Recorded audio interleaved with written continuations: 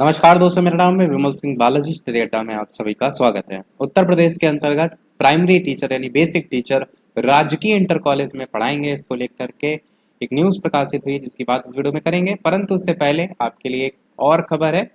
देश भर में रोजगार देने के मामले में टॉप राज्य में देखेंगे तो यूपी का पहला नंबर देखने को मिला। आज की ये अपडेट है, टेलीग्राम पर मैंने भेजी थी आपको और न्यूज़ में भी आपको दिखा दी, ताकि दो शब्द आप कमेंट में अवश्य इस अपडेट को लेकर के कहें।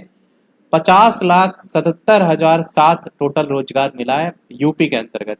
बाकी पश्चिम बंगाल दूसरे नंबर पर है, बिहार तीसरे नंबर पर है और बिहार पे ये आंकड़े देखेंगे तो 52,000 नहीं है, 5,21,326 हैं और ऊपर ये 50 लाख है। कितना ज़्यादा डिफरेंस यहाँ देखने को मिल रहा है। तो किस आधार पर ये आंकड़े निकाले जाते हैं आप भी समझदार हैं। अब बात करते हैं आगे। राजकीय इंटर कॉलेजों में पढ़ाएंगे बेसिक टीचर। तो ये पढ़ाएंगे क्या, एक्चुअल में हुआ ये है कि शिक्षकों की कमी के कारण मुरादाबाद में डीएम ने लगाई बेसिक शिक्षकों की ड्यूटी। प्रदेश में राजकीय जो शिक्षक हैं उनकी भारी कमी है, दूसरे स्कूलों से संबद्ध किए जा रहे हैं टीचर। लखनऊ से न्यूज़ है जिसमें बताया गया है कि मुरादाबाद में राजकीय इंटर कॉलेजों में शिक्षक कम है। ऐसे में छात्रों का कोर्स पूरा करवाने के लिए अब बेसिक शिक्षकों की ड्यूटी जो है वो लगाई गई है। डीएम के निर्देश पर वहां के जिला न्यायालय निरीक्षक डीआईओएस और बेसिक शिक्षा अधिकारी बीएसए ने 25 शिक्षकों की लिस्ट भी इसमें जारी की है। ये शिक्षक इस सत्र के अंत तक, पूरे सत्र के अंत तक की देखिए यहाँ ड्यूटी लगाई गई। राजकीय हाई स्कूल और इंटर कॉलेजों में एक पीरियड रोजाना जो है वो लेंगे। राजकीय इंटर कॉलेज में शिक्षकों की कमी का यह आलम सिर्फ मुरादाबाद में ही नहीं है, बल्कि पूरे प्रदेश का ऐसा ही हाल है। कई कॉलेज तो ऐसे हैं जहाँ शिक्षकों की स्थायी तैनाती ही नहीं है, दूसरे कॉलेजों से शिक्षक संबद्ध करके किसी तरह स्कूल चलाए जो है वो जा रहे हैं। शिक्षकों के 50% पद खाली। प्रदेश में कुल 2500 राजकीय हाई स्कूल और राजकीय इंटर कॉलेज हैं। इनमें करीब 22,000 शिक्षक के पद हैं, लेकिन वर्तमान में तैनात शिक्षकों की संख्या 11,900 है।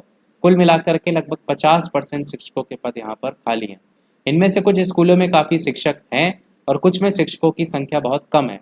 जहाँ शिक्षक नहीं है या जहाँ बहुत कम है वहाँ दूसरे स्कूलों से शिक्षकों को संबद्ध करके स्कूल संचालित किए जा रहे हैं। ये भी आगे बताया गया है कि यहाँ भी जुगाड़ का सहारा, जुगाड़ से यहाँ पर सारी चीज़ें चल रही हैं। कि राजकीय शिक्षक संघ के प्रदेश अध्यक्ष रामेश्वर पांडे बताते हैं कि प्रयागराज का जो राजकीय इंटर कॉलेज देवघाट घूस 2022 से शुरू हुआ, लेकिन यहाँ आज तक एक भी शिक्षक की स्थायी तैनाती नहीं की गई है। कक्षा 6 से 12 तक कॉलेज चलता है, लेकिन यहाँ कुल 3 शिक्षक अलग अलग कॉलेज से हटा करके संबद्ध किए गए। इसी तरीके से बांदा के राजकीय इंटर कॉलेज पैलानी में 1200 छात्र हैं। यह काफ़ी पुरानी इंटर कॉलेज है, लेकिन यहाँ सिर्फ एक प्रिंसिपल और 3 शिक्षक हैं। ललितपुर के राजकीय इंटर कॉलेज चंदन नगर में 850 छात्र हैं। बिना प्रिंसिपल के इस कॉलेज में महज 2 शिक्षक तैनात हैं। इस तरह प्रदेश में कई कॉलेज हैं जहाँ शिक्षकों को इसी तरीके से टोटा चल रहा है।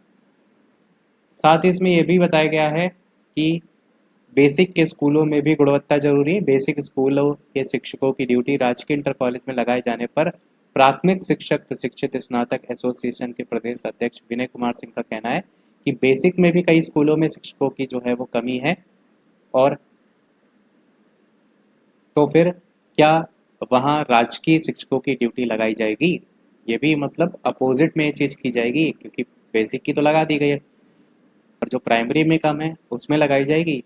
तो फिर क्या वहाँ राजकीय शिक्षकों की ड्यूटी लगाई जाएगी? सहयोग तो दो तरफा होता है। बेसिक शिक्षा की गुणवत्ता पर भी अधिकारियों को ध्यान देना चाहिए, जो कि कोई सालों से जो है वो नहीं दे रहा है।